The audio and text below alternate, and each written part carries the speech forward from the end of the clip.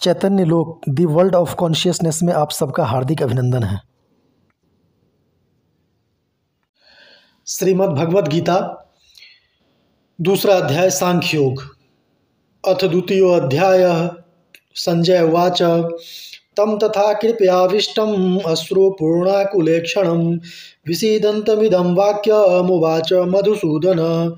संजय बोले, उस प्रकार करुणा से व्याप्त और आंसुओं से पूर्ण तथा व्याकुल नेत्रों वाले शोक युक्त उस अर्जुन के प्रति भगवान मधुसूदन ने यह वचन कहा।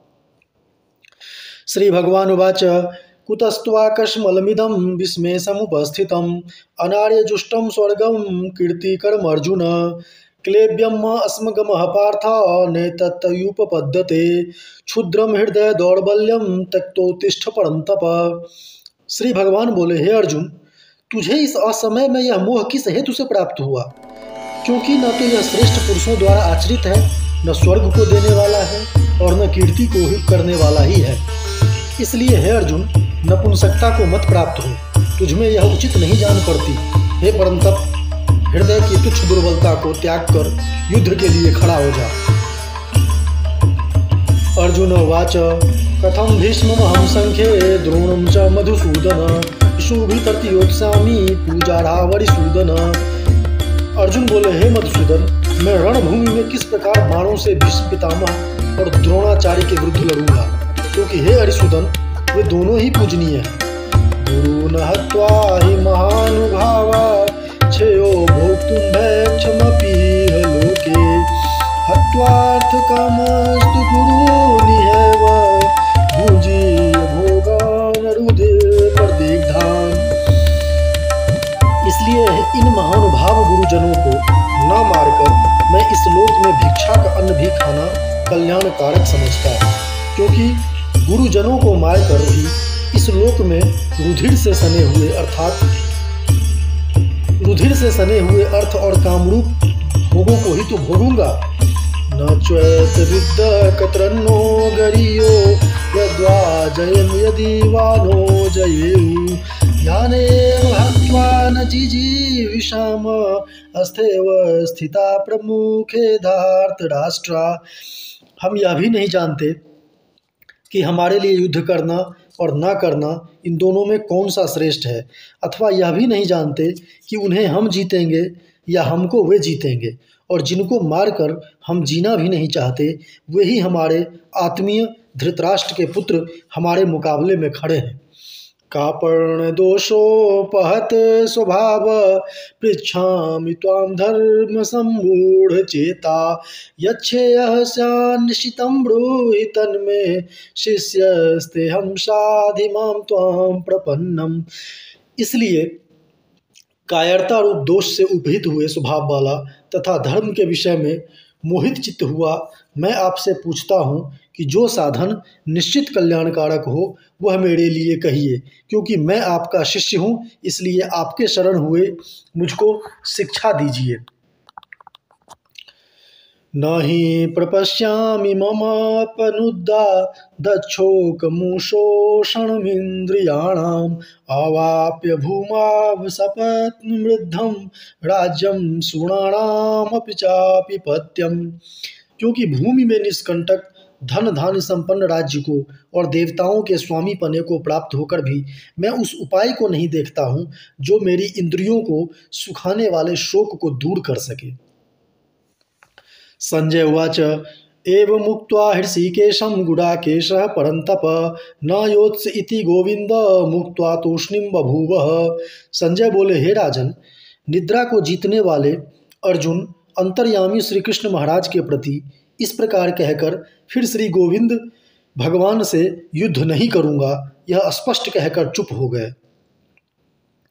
तमुवाच हृषीकेश प्रहसन्निव भारत सेनयोरुभयोर्मध्ये विसीदन्तमिदं वचः। हे भरतवंशी धृतराष्ट्र, अंतर्यामी श्री कृष्ण महाराज ने दोनों सेनाओं के बीच में शोक करते हुए उस अर्जुन को हंसते हुए से यह वचन बोले।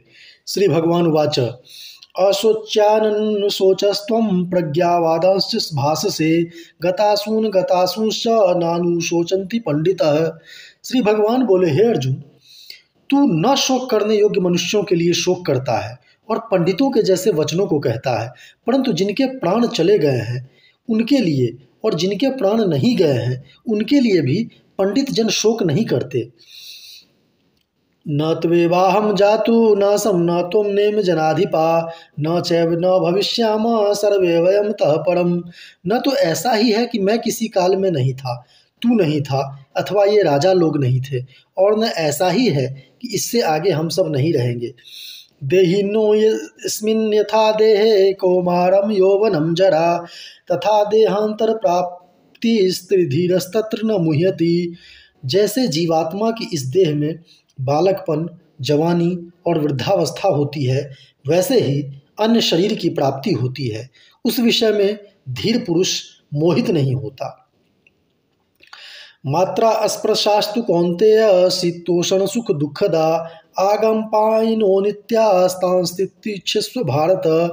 यंग हे कुंती पुत्र, सर्दी, गर्मी और सुख दुख को देने वाले इंद्रिय और विषयों के संयोग तो उत्पत्ति विनाशशील और अनित्य है, इसलिए हे भारत उसको तू सहन कर। यंग ही न व्यथन्ते ते पुरुषम पुरुषर्षभ सम दुख सुखम धीरम सो मृत्युआय कल्पते। क्योंकि हे पुरुष श्रेष्ठ, दुख सुख को समान समझने वाले जिस धीर पुरुष को ये इंद्रिय और विषयों के संयोग व्याकुल नहीं करते, वह मोक्ष के योग्य होता है। न सतो विद्यते भावो न भावो विद्यते सतः उभयोरपि दृष्टोस्तन्योस्तत्वदर्शी भी। असत वस्तु की तो सत्ता नहीं है और सत्य का अभाव नहीं है। इस प्रकार तत्वज्ञानी पुरुषों द्वारा इन दोनों का ही तत्व देखा गया है। अविनाशी तु तद्विद्धि येन सर्वमिदं ततं विनाशमव्ययस्या न कश्चित् कर्तुमर्हति। नाश रहित तो तू उसको जान जिससे यह संपूर्ण जगत दृश्य वर्ग व्याप्त है। इस अविनाशी का विनाश करने में कोई भी समर्थ नहीं है। अंतवंत इमे देहा नित्यस्योक्ता शरीरिणः अनाशीनो प्रमेयस्य तस्मादुद्धस्य भारत। इस नाश रहित अप्रमेय नित्य स्वरूप जीवात्मा के ये सब शरीर नाशवान कहे गए हैं, इसलिए हे भरतवंशी अर्जुन, तू युद्ध कर। य एनम वेति हंतारम यश्चैनम मन्यते हतम उभो तो न विजानीतो नायम हंति न हन्यते। जो इस आत्मा को मारने वाला समझता है तथा जो इसको मरा मानता है, वे दोनों ही नहीं जानते, क्योंकि यह आत्मा वास्तव में न तो किसी को मारता है और न किसी के द्वारा मारा जाता है। न जायते मृते वा कदाचित् न्यायं भूत्वा भविता वा न भूय अजो नित्यः शाश्वतोऽयं पुराणो न हन्यते हन्यमाने शरीरे। यह आत्मा किसी काल में भी न तो जन्मता है और न मरता ही है, तथा न यह उत्पन्न होकर फिर होने वाला ही है, क्योंकि यह अजन्मा, नित्य, सनातन और पुरातन है। शरीर के मारे जाने पर भी यह नहीं मारा जाता है। वेदा विनाशिनम नित्यम य एनमव्ययम् कथम स पुरुषः पार्थ कंघातयति हंतिकम्। हे प्रथापितृ अर्जुन, जो पुरुष इस आत्मा को नाश रहित, नित्य, अजन्मा और अव्यय जानता है, वह पुरुष किसको कैसे मरवाता है और कैसे किसको मारता है। वासांसि जीर्णानि यथा विहाय नवानि गृह्णाति नरोपराणि तथा शरीराणि विहाय जीर्णान्यानि संयाति नवानि देहि। जैसे मनुष्य पुराने वस्त्रों को त्याग कर दूसरे नए वस्त्रों को ग्रहण करता है, वैसे ही जीवात्मा पुराने शरीरों को त्याग कर दूसरे नए शरीरों को प्राप्त होता है। नैनम छिन्दन्ति शस्त्राणि नैनम दहति पावकः न चैनम क्लेदयन्त्यापो न शोषयति मारुतः। इस देह को शस्त्र काट नहीं सकते, इसको आग जला नहीं सकती, इसको जल गला नहीं सकता और वायु सुखा नहीं सकती। अच्छेदोयम दाह्योयम क्लेद्यो शोष्य एव च नित्यः सर्वगतः स्थाणुर्चलोयम सनातनः। क्योंकि यह आत्मा अछेद्य है, यह आत्मा अदाह्य है, अक्लेद और निस्संदेह अशोष्य है, तथा यह आत्मा नित्य, सर्वव्यापी, अचल, स्थिर रहने वाला और सनातन है। अव्यक्तोयम चिंत्योयम विकार्योयम उच्यते तस्मादेवं विचित्वेनं नानुशोचितुमर्हसि। यह आत्मा अव्यक्त है, यह आत्मा अचिंत्य है और यह आत्मा विकार रहित कहा जाता है। इससे हे अर्जुन, इस आत्मा को उपर्युक्त प्रकार से जानकर तू शोक करने को योग्य नहीं है, अर्थात तुझे शोक करना उचित नहीं है। अथ चैनम नित्य जातम नित्यम वा मन्यसे मृतम तथापि तुम महाबाहो नैवं शोचितुमर्हसि। किंतु यदि तू इस आत्मा को सदा जन्मने वाला तथा सदा मरने वाला मानता है तो भी हे महाबाहो, तू इस प्रकार शोक करने के योग्य नहीं है। जातस्य ही ध्रुवो मृत्युर्ध्रुवम जन्म मृतस्य च तस्माद परिहारे अर्थे न तुम शोचितुमर्हसि। क्योंकि इस मान्यता के अनुसार जन्मे हुए की मृत्यु निश्चित है और मरे हुए का जन्म निश्चित है। इससे भी इस बिना उपाय वाले विषय में तू शोक करने के योग्य नहीं है। अव्यक्तादीनि भूतानि व्यक्त मध्यानि भारत अव्यक्त निधि धान्येव तत्र का परिदेवना। हे अर्जुन, संपूर्ण प्राणी जन्म से पहले अप्रकट थे और मरने के बाद भी अप्रकट हो जाने वाले हैं, केवल बीच में ही प्रकट है। फिर ऐसी स्थिति में क्या शोक करना है। आश्चर्यवत् पश्यति कश्चिदेनम् आश्चर्य वदति तथैव चान्य आश्चर्यवच्चैनमन्यः शृणोति श्रुत्वाप्येनं वेद न चैव कश्चित्। कोई एक महापुरुष ही इस आत्मा को आश्चर्य की भांति देखता है और वैसे ही दूसरा कोई महापुरुष ही इसके तत्व का आश्चर्य की भांति वर्णन करता है तथा दूसरा कोई अधिकारी पुरुष ही इसे आश्चर्य की भांति सुनता है और कोई कोई तो सुनकर भी इसको नहीं जानता। देहि नित्यं वधोऽयं देहे सर्वस्य भारत तस्मात् सर्वाणि भूतानि न त्वं शोचितुमर्हसि। हे अर्जुन, यह आत्मा सबके शरीरों में सदा ही अवध्य है, इस कारण संपूर्ण प्राणियों के लिए तू शोक करने के योग्य नहीं है। स्वधर्ममपि चावेक्षं न विकम्पितुमर्हसि धर्मादि युद्धाच्छेयोऽन्त्य क्षत्रियस्य न विद्यते। तथा अपने धर्म को देखकर भी तू भय करने योग्य नहीं है, अर्थात तुझे भय नहीं करना चाहिए, क्योंकि क्षत्रिय के लिए धर्मयुक्त युद्ध से बढ़कर दूसरा कोई कल्याणकारी कर्तव्य नहीं है। यदृच्छाचोपपन्नं स्वर्गद्वारमपावृतं सुखिनः क्षत्रियाः पार्थ लभन्ते युद्धमीदृशम्। हे पार्थ, अपने आप प्राप्त हुए और खुले हुए स्वर्ग के द्वार रूप इस प्रकार के युद्ध को भगवान क्षत्रिय लोग ही पाते हैं, भाग्यवान क्षत्रिय लोग ही पाते हैं। अथ चेत्त्वमिमं धर्म्यं संग्रामं न करिष्यसि ततः स्वधर्मं कीर्तिं च हित्वा पापम वाप्स्यसि। किंतु यदि तू इस धर्मयुक्त युद्ध को नहीं करेगा तो स्वधर्म को और कीर्ति को खोकर पाप को प्राप्त होगा। अकीर्तिं चापि भूतानि कथयिष्यन्ति ते व्ययाम संभावितस्य चाकीर्तिर्मरणादतिरच्यते। तथा सब लोग तेरी बहुत काल तक रहने वाली अपकीर्ति का भी कथन करेंगे और माननीय पुरुष के लिए अपकीर्ति मरण से भी बढ़कर है। भयाद्राणादुपरन्तं मंस्यते तो त्वां महारथा येषां च त्वं बहुमतो भूत्वा यास्यसि लाघवम्। और जिनकी दृष्टि में तू पहले बहुत सम्मानित होकर अब लघुता को प्राप्त होगा, वे महारथी लोग तुझे भय के कारण युद्ध से हटा हुआ मानेंगे। अवाच्यवादांश बहून वदिष्यन्ति तदा तवाहिता निंदस्तव सामर्थ्यम ततो दुःखतरम नु किम। तेरे वैरी लोग तेरे सामर्थ्य की निंदा करते हुए तुझे बहुत से न कहने योग्य वचन भी कहेंगे, उससे अधिक दुख और क्या होगा। हतो वा प्राप्स्यसि स्वर्गं जित्वा वा भोक्ष्यसे महीम तस्मादुत्तिष्ठ कौन्तेय युद्धाय कृतनिश्चयः। या तो तू युद्ध में मारा जाकर स्वर्ग को प्राप्त होगा अथवा संग्राम में जीतकर पृथ्वी का राज्य भोगेगा। इस कारण हे अर्जुन, तू युद्ध के लिए निश्चय करके खड़ा हो जा। सुख दुखे समे कृत्वा लाभालाभो जयाजयो ततो युद्धाय युज्यस्य नैव पापो वाप्स्यसि। जय पराजय लाभ हानि और सुख दुख को समान समझकर उसके बाद युद्ध के लिए तैयार हो जा। इस प्रकार युद्ध करने से तू पाप को नहीं प्राप्त होगा। एषा ते विहिता सांख्ये बुद्धिर्योगे त्विमां शृणु बुद्धिया युक्तो यया पार्थ कर्म बंधनं प्रहास्यसि। हे पार्थ, यह बुद्धि तेरे लिए ज्ञान योग के विषय में कही गई है और अब तू इसको कर्म योग के विषय में सुन। जिस बुद्धि से युक्त हुआ तू कर्मों के बंधन को भली भांति त्याग देगा, अर्थात सर्वथा नष्ट कर डालेगा। नेहाभिक्रमनाशोस्ति प्रत्यवायो न विद्यते स्वल्पमस्य धर्मस्य त्रायते महतो भयात्।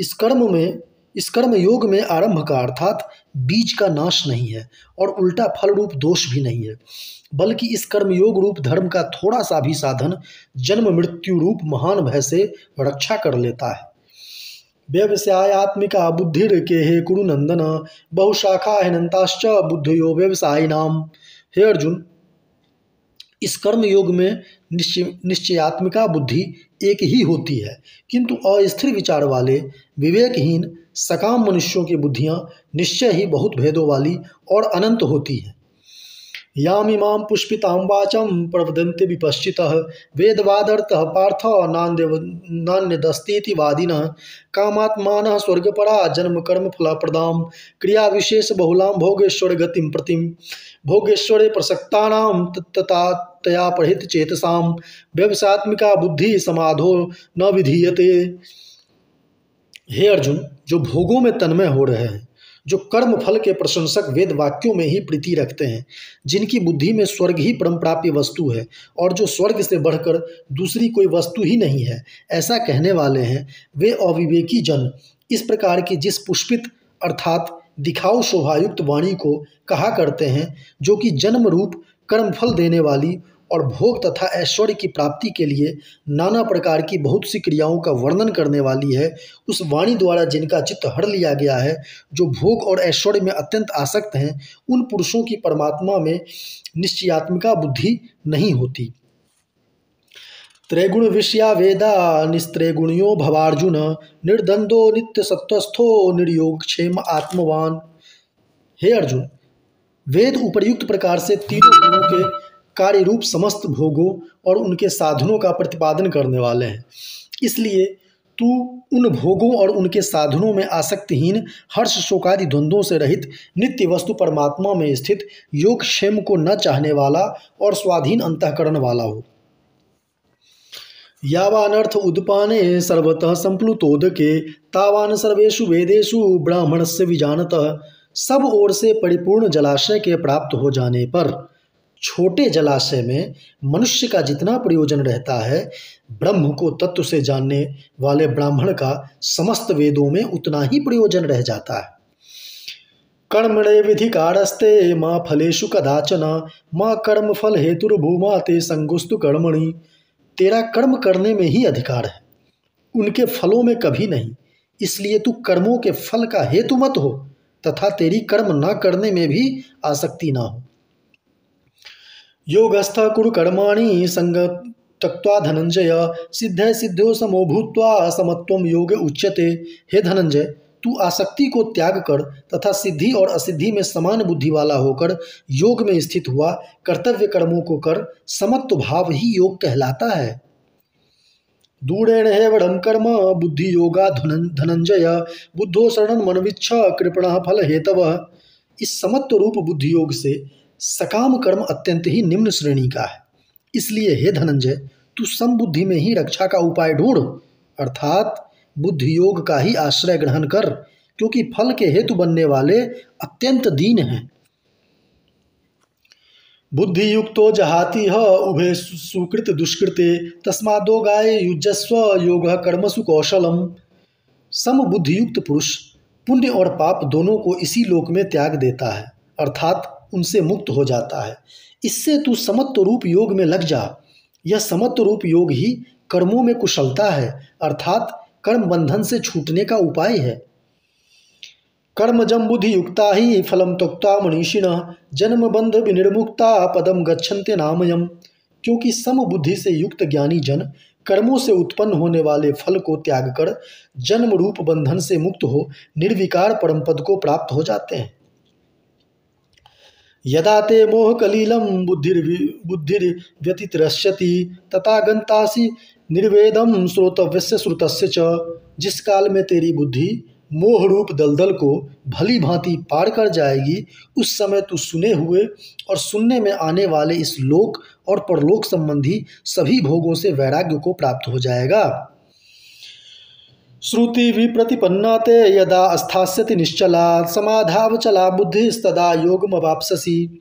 भांति भांति के वचनों को सुनने से विचलित हुई तेरी बुद्धि जब परमात्मा में अचल और स्थिर ठहर जाएगी तब तू योग को प्राप्त हो जाएगा, अर्थात तेरा परमात्मा से नित्य संयोग हो जाएगा। अर्जुन उवाच स्थित प्रज्ञस्य का भाषा समाधिस्तस्य केशव स्थितधि किं प्रभाषेत किमासेत व्रजेत किम।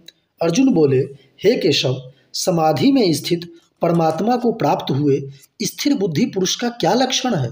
वह स्थिर बुद्धि पुरुष कैसे बोलता है, कैसे बैठता है और कैसे चलता है? श्री भगवान उवाच प्रजहाति यदा कामान् सर्वान् पार्थ मनोगतान् आत्मन्येवात्मनः तुष्टः स्थित प्रज्ञस्तदोच्यते।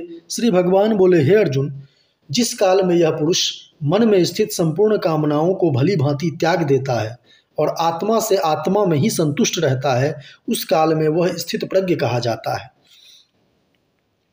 दुखेषु दिग्धिमना सुखेषु विगत स्पृहा वीतराग भय क्रोध स्थित धीर्मुच्यते। दुखों की प्राप्ति होने पर जिसके मन में उद्वेग नहीं होता, सुखों की प्राप्ति में जो सर्वथा निष्प्रिय है तथा जिसके राग भय और क्रोध नष्ट हो गए हैं, ऐसा मुनि स्थिर बुद्धि कहा जाता है। यह सर्वत्र न भी स्नेह तत्प्राप्य शुभाशुभम नाभिनंदति न द्वेष्टि तस्य प्रज्ञा प्रतिष्ठिता। जो पुरुष सर्वत्र स्नेह रहित हुआ उस शुभ या अशुभ वस्तु को प्राप्त होकर न प्रसन्न होता है और न द्वेष करता है, उसकी बुद्धि स्थिर है। यदा संहरते चायम कुर्मोंगानीव सर्वशः इंद्रियार्थेभ्यस्तस्य भस्तस्य प्रज्ञा प्रतिष्ठिता। और जैसे कछुआ सब ओर से अपने अंगों को समेट लेता है, वैसे ही जब यह पुरुष इंद्रियों के विषयों से इंद्रियों को सब प्रकार से हटा लेता है, तब उसकी बुद्धि स्थिर है, ऐसा समझना चाहिए। विषया विनिर्वर्तन्ते निराहारस्य देहिनः रसवर्जम रसोप्यस्य परम दृष्ट्वा निवर्तते। इंद्रियों के द्वारा विषयों को ग्रहण न करने वाले पुरुष के भी केवल विषय तो निवृत्त हो जाते हैं, परंतु उनमें रहने वाली आसक्ति निवृत्त नहीं होती। इस स्थित प्रज्ञ पुरुष की तो आसक्ति भी परमात्मा का साक्षात्कार करके निवृत्त हो जाती है। यत्तो ह्यपि कौन्तेय पुरुषस्य विपश्चितः इंद्रियाणि प्रमाथीनि हरन्ति प्रसभं मनः। हे अर्जुन, आसक्ति का नाश न होने के कारण ये प्रमथन स्वभाव वाली इंद्रियां यत्न करते हुए बुद्धिमान पुरुष के मन को भी बलात् हर लेती है। तानि सर्वाणि संयम्य युक्त आसीत मत्परः वशे हि यस्येन्द्रियाणि तस्य प्रज्ञा प्रतिष्ठिता। इसलिए साधक को चाहिए कि वह उन संपूर्ण इंद्रियों को वश में करके समाहित चित्त हुआ मेरे परायण होकर ध्यान में बैठे, क्योंकि जिस पुरुष की इंद्रियां वश में होती है उसी की बुद्धि स्थिर हो जाती है। ध्यायतो विषयान् पुंसः संगस्तेषुपजायते संगात् संजायते कामः कामात् क्रोधोऽभिजायते। विषयों का चिंतन करने वाले पुरुष की उन विषयों में आसक्ति हो जाती है, आसक्ति से उन विषयों की कामना उत्पन्न होती है और कामना में विघ्न पड़ने से क्रोध उत्पन्न होता है। क्रोधात् भवति सम्मोह सम्मोहात् स्मृति विभ्रम स्मृति भंशात् बुद्धिनाशो बुद्धिनाशात् प्रणश्यति। क्रोध से उत्पन्न मूढ़ भाव उत्पन्न हो जाता है, क्रोध से अत्यंत मूढ़ भाव उत्पन्न हो जाता है। अब मूढ़ भाव से स्मृति में भ्रम हो जाता है, स्मृति में भ्रम हो जाने से बुद्धि अर्थात ज्ञान शक्ति का नाश हो जाता है और बुद्धि का नाश हो जाने से यह पुरुष अपनी स्थिति से गिर जाता है। राग द्वेष वियुक्तेस्तु विषयानिन्द्रियश्चरण आत्मवश्ये विधेयत्मा प्रसाद मधिगच्छति।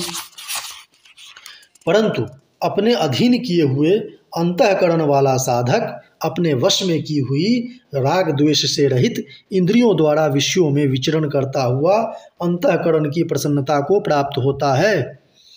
प्रसादे सर्व दुखानां हानिर्सोपजायते प्रसन्नचेतसो ह्यासु बुद्धिर्परितिष्ठते। अंतःकरण की प्रसन्नता होने पर इसके संपूर्ण दुखों का अभाव हो जाता है और उस प्रसन्न चित्त वाले कर्मयोगी की बुद्धि शीघ्र ही सब ओर से हटकर एक परमात्मा में ही भली भांति स्थिर हो जाती है। नास्ति बुद्धिर्युक्तस्य न चायुक्तस्य भावना न चाभावयतः शांतिर्शांतस्य कुतः सुखम। न जीते हुए मन और इंद्रियों वाले पुरुष में निश्चयात्मिका बुद्धि नहीं होती और उस अयुक्त मनुष्य के अंतःकरण में भावना भी नहीं होती तथा भावनाहीन मनुष्य को शांति नहीं मिलती और शांति रहित मनुष्य को सुख कैसे मिल सकता है। इंद्रियाणाम ही चरताम यन मनोनु विधीयते तदस्य हरति प्रज्ञां वायुर्नावम्भसी। क्योंकि जैसे जल में चलने वाली नाव को वायु हर लेती है वैसे ही विश्वों में विचरती हुई इंद्रियों में से मन जिस इंद्रिय के साथ रहता है वह एक ही इंद्रिय इस अयुक्त पुरुष की बुद्धि को हर लेती है। तस्मादस्य महाबाहो निगृहीतानि सर्वश इंद्रियाणि इंद्रियार्थेभ्यस्तस्य प्रज्ञा प्रतिष्ठिता। इसलिए हे महाबाहो, जिस पुरुष की इंद्रियां इंद्रियों के विषयों से सब प्रकार निग्रह की हुई है उसी की बुद्धि स्थिर है। या निशा सर्वभूतानां तस्यां जागृति संयमी यस्यां जागृति भूतानि सा निशा पश्यतो मुने। संपूर्ण प्राणियों के लिए जो रात्रि के समान है उस नित्य ज्ञान स्वरूप परमानंद की प्राप्ति में स्थित प्रज्ञ योगी जागता है और जिन नाशवान सांसारिक सुख की प्राप्ति में सब प्राणी जागते हैं परमात्मा के तत्व को जानने वाले मुनि के लिए वह रात्रि के समान है। आपूर्यमाणमचलं प्रतिष्ठं समुद्र पाप प्रविशन्ति यद्दत् तद्दत् कामायं प्रविशन्ति सर्वे स शान्तिमाप्नोति न कामकामी। जैसे नाना नदियों के जल सब ओर से परिपूर्ण अचल प्रतिष्ठा वाले समुद्र में उसको विचलित न करते हुए ही समा जाते हैं वैसे ही सब भोग जिस स्थित प्रज्ञ पुरुष में किसी प्रकार का विकार उत्पन्न किए बिना ही समा जाते हैं वही पुरुष परम शांति को प्राप्त होता है, भोगों को चाहने वाला नहीं। विहाय कामन्यः सर्वान् पुमांश्चरति निस्पृह निर्ममो निरहंकार स शांतिर्मधिगच्छति। जो पुरुष संपूर्ण कामनाओं को त्याग कर ममता रहित, अहंकार रहित और अस्पृहा रहित हुआ विचरता है वही शांति को प्राप्त होता है, अर्थात वह शांति को प्राप्त है। एषा ब्राह्मी स्थिति पार्थ नैनां प्राप्य विमुह्यति स्थित्वास्त्वामंत कालेपि ब्रह्म निर्माण मृच्छति। हे अर्जुन, यह ब्रह्म को प्राप्त हुए पुरुष की स्थिति है। इसको प्राप्त होकर योगी कभी मोहित नहीं होता और अंत काल में भी इस ब्राह्मी स्थिति में स्थित होकर ब्रह्मानंद को प्राप्त हो जाता है। ओम तत्सदिति श्रीमद्भगवद्गीता सुपनिषत्सु ब्रह्म विद्यायां योग शास्त्रे श्री कृष्णार्जुन संवादे सांख्य योगो नाम द्वितीयोऽध्यायः। इस प्रकार उपनिषद, ब्रह्म विद्या तथा योग शास्त्र रूप श्रीमद् भगवद गीता के श्री कृष्ण अर्जुन संवाद में सांख्य योग नामक द्वितीय अध्याय संपूर्ण हुआ। धन्यवाद। श्रीमद् भगवद गीता तीसरा अध्याय भी जारी रहेगा।